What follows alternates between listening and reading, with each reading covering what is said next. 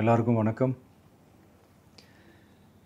இந்திய அரசியல் சாசனம் நம்ம தமிழ்நாட்டில் இருக்கிற எல்லாருக்குமே கொடுத்துருக்கிற உரிமையில் ரொம்ப ரொம்ப முக்கியமானது ஓட்டிங் ரைட், வாக்குரிமை. ஒரு மனுஷன் உயிரோடு இருக்கான்றதுக்கு அடையாளமாக இருக்கிறதுல அவனோட ஓட்டுரிமை ரொம்ப முக்கியம். அதனால தான் voting is not only our right but also our life. ஒரு முக்கியமான விஷயத்தை பற்றி இப்போ நான் உங்ககிட்ட ஷேர் பண்ண போகிறேன். இது நான் ஃபஸ்ட்டு கேள்விப்பட்ட உடனே எனக்கே ரொம்ப ஷாக்கிங்காக தான் இருந்தது. இப்போ நான் பேசிகிட்டு இருக்கிற இந்த நேரத்தில் தமிழ்நாட்டில் இருக்கிற நம்ம யாருக்குமே ஓட்டு போடுற உரிமையே இல்லைன்னு சொன்னால் நம்புவீங்களா? நான் நீங்கள் உட்பட யாருக்குமே அது இல்லை. நான் பயமுறுத்துறேன்னு நினைக்காதீங்க, அதுதான் நிஜமும் கூட. கொஞ்சம் ஏமாந்தால் நம்மளை மாதிரியே இன்னும் லட்சக்கணக்கான பேருக்கும் இதே நிலைமை தான். ஓட்டு போடுற அந்த உரிமையே இல்லாத மாதிரி ஒரு நிலைமை வந்தாலும் வரலாம். இதுக்கு மெயின் ரீசன் அந்த எஸ்ஐஆர், ஸ்பெஷல் இன்டென்சிவ் ரிவிஷன், சிறப்பு தீவிர திருத்தம். இப்போது இந்த எஸ்ஐஆர் நம்ம தமிழ்நாட்டில் எப்படி ஒர்க் ஆக போகுது? கடந்த ஜனவரி மாதம் எடுத்த அந்த கணக்கெடுப்பில் 6,36,00,000 வாக்காளர்கள் நம்ம தமிழ்நாட்டில் இருக்கிறாங்க. ஆனால் அவங்க யாருக்குமே இந்த ஓட்டு போடுற உரிமையே இல்லை. அந்த பிஎல்ஓன்னு சொல்லுவாங்க, பூத் லெவல் ஆஃபீஸர்ஸ், வாக்குச்சாவடி நிலை அலுவலர். அவங்க தான் வீடு வீடாக போய் அந்த ஃபார்மை கொடுப்பாங்க. அதை நம்ம ஃபில்அப் பண்ணி கொடுக்கணும். அதை தேர்தல் ஆணையம் அதை எடுத்துகிட்டு போய் அதை ஸ்க்ரூட்டினைஸ் பண்ணி அது எல்லாமே கரெக்டாக இருக்கான்னு செக் பண்ணி பார்த்ததுக்கப்புறம் அந்த வாக்காளர் பட்டியலை வெளியிடுவாங்க. அந்த வாக்காளர் பட்டியலில் நம்ம பேர் இருக்கணும், அப்போ தான் நம்மளால் ஓட்டு போட முடியும்.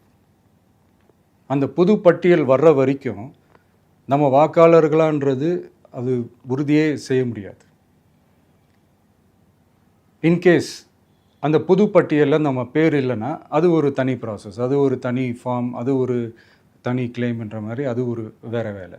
ஸோ இந்த மாதிரி நிறையா சிரமங்கள் குழப்பங்கள் இருக்கிறதுனால மக்களுக்கு இது மேலே ஒரு கன்ஃபியூஷன் ஒன்று இருக்குது. இது என்ன வெரிஃபிகேஷனா இல்லை ஒரு மறைமுக ரீரெஜிஸ்ட்ரேஷனா இல்லை இது ஒரு நியூ ரெஜிஸ்ட்ரேஷன் மாதிரியே தானா அப்படின்ற மாதிரி நிறைய கன்ஃபியூஷன் இருக்குது.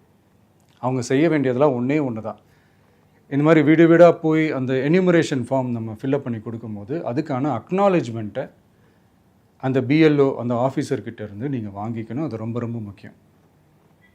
இது நான் சொல்கிறது வாக்காளர் பட்டியலில் ஆல்ரெடி உங்கள் பேர் இருக்கிறவங்களுக்கு நான் சொல்கிறேன். இப்போ புது வாக்காளர்கள், ஃபஸ்ட் டைம் ஓட்டர்ஸ், அவங்களுக்கு ஃபார்ம் 6ன்னு ஒன்று இருக்குது. அதை நீங்கள் ஃபில்அப் பண்ணி நீங்கள் உங்கள் ஏரியாவில் இருக்கிற சம்மந்தப்பட்ட அந்த உங்கள் அலுவலகத்தில் நீங்கள் டைரெக்டாகவும் சப்மிட் பண்ணலாம், இல்லை நீங்கள் ஆன்லைன்லேயும் சப்மிட் பண்ணலாம். அப்படி ஆன்லைனில் நீங்கள் சப்மிட் பண்ணிங்கன்னா அதுக்கான ஸ்க்ரீன்ஷாட்டை எடுத்து வச்சுக்கோங்க. ஃபோனில் மெசேஜ் வரும், அதை சேவ் பண்ணி வச்சுக்கோங்க. அப்ராடில் இருக்கிறவங்க கூட அந்த எஸ்ஐஆர் ஃபார்மை டவுன்லோட் பண்ணி நீங்கள் அதை ஃபில்அப் பண்ணி சப்மிட் பண்ணலாம். அதுக்கான அக்னாலேஜ்மெண்ட்டை வாங்கி வச்சுக்கோங்க. ரொம்ப முக்கியமாக உங்களோட பிஎல்ஓ அந்த ஆஃபீஸர் யாருன்னு தெரிஞ்சு வச்சுக்கோங்க. இந்த தேர்தல் ஆணையம் அந்த வெப்சைட்டில் போனீங்கன்னா அந்த பர்டிகுலர் பிஎல்ஓ ஆஃபீஸரோட ஃபோன் நம்பர் கூட நீங்கள் எடுத்து வச்சுக்கலாம். இன்கேஸ் உங்களை யாரும் ரீச் பண்ணலை, இல்லை உங்களுக்கு அந்த ஃபார்ம் கிடைக்கல அப்படின்னா நீங்கள் அவரை காண்டாக்ட் பண்ணி அந்த ஃபார்மை வாங்கி நீங்கள் ஃபில்அப் பண்ணி நீங்கள் சப்மிட் பண்ணலாம். ரொம்ப முக்கியமாக அதுக்கான அக்னாலேஜ்மெண்ட்டை வாங்கி வச்சுக்கோங்க. இது எல்லாமே சரியாக செஞ்சாலும் இந்த எஸ்ஐஆர் மேலே சில டவுட்ஸ் இருக்குது. அது என்னென்னா, இந்த 6,36,00,000 வாக்காளர்களுக்கு ஒருத்தர் விடாமல் இந்த ஒரே மாதத்துக்குள்ளே எப்படி எல்லாருக்குமே அந்த ஃபார்ம் போய் ரீச் ஆகும்? ஒன்று. ரெண்டாவது, நீங்கள் வரும்போது வீட்டை பூட்டிட்டு வேலைக்கு போயிட்டு என்ன பண்ணுறது? இப்போ நீங்கள் வருவீங்கன்றதுக்காக வேலையெல்லாம் விட்டுட்டு வீட்டுக்குள்ளேயே உட்காந்துட்ருக்கணுமா? ஸோ இதில் மெயினாக பாதிக்கப்பட போகிறது உழைக்கிற மக்கள், ஏழைகள், வேலைக்கு போகிற பெண்கள். இவங்களுக்கு யார் கரெக்டான அந்த பதில் சொல்ல போகிறது? ஒரு நியாயமான எஸ்ஐஆர்னால் என்ன நடக்கணும்? இப்போது இறந்து போனவங்களை மார்க் பண்ணி அதுலேருந்து டிலீட் பண்ணணும். இப்போ போலி வாக்காளர்கள் இருந்தாங்கன்னா அவங்கள மார்க் பண்ணி டிலீட் பண்ணணும். இப்போ ஆல்ரெடி ஓட்டு இருக்கிறவங்களுக்கு எதுக்கு இந்த ரெஜிஸ்ட்ரேஷன் என்ற பேரில் இவ்வளவு குழப்பங்கள் அப்படின்றது தான் எங்கள் கேள்வி. இப்போ புதுசாக வர வாக்காளர்களையோ இல்லை ஓட்டு இல்லாதவங்களையோ சேர்த்தா பத்தாதா? இப்போ ரீசெண்டாக நடந்த இப்போ எலெக்ஷன் 2021, 24 எப்படி எல்லாருமே ஓட்டு போட்டோம்? அதில் ஓட்டு போட்டவங்க கூட இப்போ புதுசாக ரெஜிஸ்டர் பண்ணணும்னா அது ஏன் அந்த கன்ஃபியூஷன் அப்படின்றதான் நாங்கள் கேட்குறோம். அதனால தான் நாங்கள் எஸ்ஐஆரை எதிர்க்கிறோம். இப்போ புதுசாக சில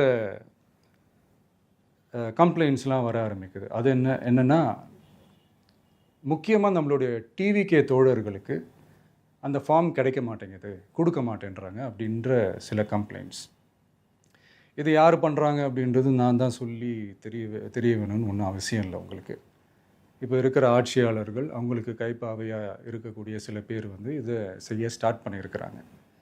அதனால் மைடியர் வர்ச்சுவல் வாரியர்ஸ், இதை வந்து சாதாரணமாக எடுத்துக்காதீங்க. இது எல்லாருக்குமே அந்த ஃபார்ம் போய் ரீச் ஆகணும். இதில் ரொம்ப உறுதியாக இருங்க. அதையும் மீறி உங்களுக்கு அந்த ஃபார்ம் கிடைக்கலன்னா இருக்கவே இருக்கும் ஆன்லைன். தேர்தல் ஆணையம் அந்த வெப்சைட்டில் போய் அந்த ஃபார்மை டவுன்லோட் பண்ணி நீங்கள் ஃபில்அப் பண்ணி சப்மிட் பண்ணலாம். உங்கள் வீட்டில் இருக்கிறவங்களுக்கு நீங்கள் செஞ்சு கொடுங்க, பக்கத்து வீட்டில் இருக்கிறவங்களுக்கு செஞ்சு கொடுங்க, தெரிஞ்சவங்களுக்கு, தெரியாதவங்களுக்கு, பழகினவங்களுக்கு, பழகாதவங்களுக்கு எல்லாருக்குமே நீங்கள் தயவு செஞ்சு கொடுங்க. அண்ட் ரொம்ப முக்கியமாக நம்ம ஜென்சி கிட்ஸ், நம்ம ஃபஸ்ட் டைம் ஓட்டர்ஸ், நம்ம புது வாக்காளர்கள், நம்ம நண்பா நண்பிகள், அவங்க ரொம்ப கேர்ஃபுல்லாக இருக்கணும். நான் ஆல்ரெடி சொன்ன மாதிரி உங்களுக்கான ஃபார்ம், அந்த ஃபார்ம் நம்பர் 6, அதை கரெக்டான டீட்டெயில்ஸோட கரெக்டான உங்கள் டாக்குமெண்ட்ஸை வச்சு அதை சப்மிட் பண்ணுங்கள். ஏன்னா வரப்போகிற தேர்தலில் நீங்கள் தான், அந்த ஜென்சி வாக்காளர்கள் தான் மிக முக்கியமான ஒரு ஃபோர்ஸ் அப்படின்றது எல்லாருக்குமே தெரிஞ்ச ஒரு விஷயம். அதனால் உங்களை டிஸ்டர்ப் பண்ணுறதுக்கு, உங்கள் பேரை அதில் இன்க்ளூட் பண்ணாமல் செய்கிறதுக்கு என்னென்ன வேலைகள் செய்யணுமோ, என்னென்ன தில்லுமுள்ளு வேலைகள் செய்யணுமோ எல்லாமே அவங்க செய்வாங்க. இது நமக்கு எல்லா திசையிலையும் எல்லா பிரச்சனைகள் கொடுத்துட்டு தானே இருக்கிறாங்க. அது டிஃபால்ட்டாக நடந்துட்டு தான் இருக்கும். அது ஒன்றும் பண்ண முடியாது. ஸோ அந்த மாதிரி ஓட்டு போடுற விஷயத்துலேயும் அவங்க என்ன உத்தரமராக மாறவா போகிறாங்க? இப்போ நான் சில மீட்டிங்ஸ்லலாம் ரிப்பீட்டடாக ஒரு விஷயம் நான் சொல்கிறேன்ல, 2 பேருக்கு நடுவில் தான் போட்டி அப்படின்ட்டு. அது மேடைக்கு மேடை அவங்க அதை ப்ரூவ் பண்ணிகிட்டு இருக்கிறாங்க. அதனால் தோழர்களே, வரப்போகிற தேர்தலில் நம்ம யாருன்னு காட்டணும், நம்ம பலம் என்னன்னு காட்டணும். அதுக்காக அந்த பலமான, அந்த பவர்ஃபுல்லான ஆயுதத்தை நம்ம கையில் எடுக்கணும். அந்த ஆயுதம் வேறு எதுவுமே இல்லை, ஓட்டு, வாக்கு, ஜனநாயகம். அது இருந்தால் தான் நம்ம அந்த வெற்றியை நோக்கியே நம்மளால் பயணிக்க முடியும். தமிழ்நாடே அந்த வாக்குச்சாவடி முன்னாடி திரண்டு நிற்கணும். அதை பார்த்துட்டு தமிழ்நாடே தமிழக வெற்றி கழகமா, இல்லை தமிழக வெற்றி கழகம் தான் தமிழ்நாடா அப்படின்ற மாதிரி இருக்கணும். வீடுன்னு ஒன்று இருந்தால் தான் ஓடு மாற்ற முடியும்னு அறிஞர் அண்ணா அவர்கள் சொல்லியிருக்கிறாங்க. அந்த மாதிரி ஓட்டுன்னு ஒன்று இருந்தால் தான் இந்த நாட்டையே காப்பாற்ற முடியும். அப்புறம் இன்னொரு முக்கியமான விஷயம், அந்த எனிமரேஷன் ஃபார்ம் நீங்கள் ஆன்லைனில் நீங்கள் ஃபில்அப் பண்ணும்போது அதில் ஒரு சில ப்ராப்ளம்ஸ் வர்றதுக்கு வாய்ப்பு இருக்குது. அது உங்களுடைய ஓட்டர் ஐடியில் இருக்கிற உங்கள் பேரும், ஆதார் கார்டில் இருக்கிற பேரும், அந்த ஸ்பெல்லிங், இனிஷியல்ஸ் எல்லாமே ஒரே மாதிரி இருந்தால் தான் அது அக்செப்ட் ஆகும். இல்லைன்னா அக்செப்ட் ஆகாது. அது கொஞ்சம் கேர்ஃபுல்லாக பண்ணுங்கள். அது கொஞ்சம் யூசர் ஃப்ரெண்ட்லியாக இருக்கலாமேன்னு கேட்டதுக்கு அதெல்லாம் முடியாது, அதுக்கெலாம் வாய்ப்பு இல்லை, அதுக்கெலாம் ஆளுங்க இல்லை, பண்ண முடியாதுன்னு ரிப்ளை பண்ணிட்டாங்க. ஸோ அதனால் மைடியர் டிவிகே தோழர்களே, மைடியர் ஜென்சி படை பலமே, உஷாராக இருங்க, கான்ஃபிடெண்ட்டாக இருங்க. நல்லதே நடக்கும். வெற்றி நிச்சயம். மீண்டும் சந்திக்கும் வரை நன்றி, வணக்கம்.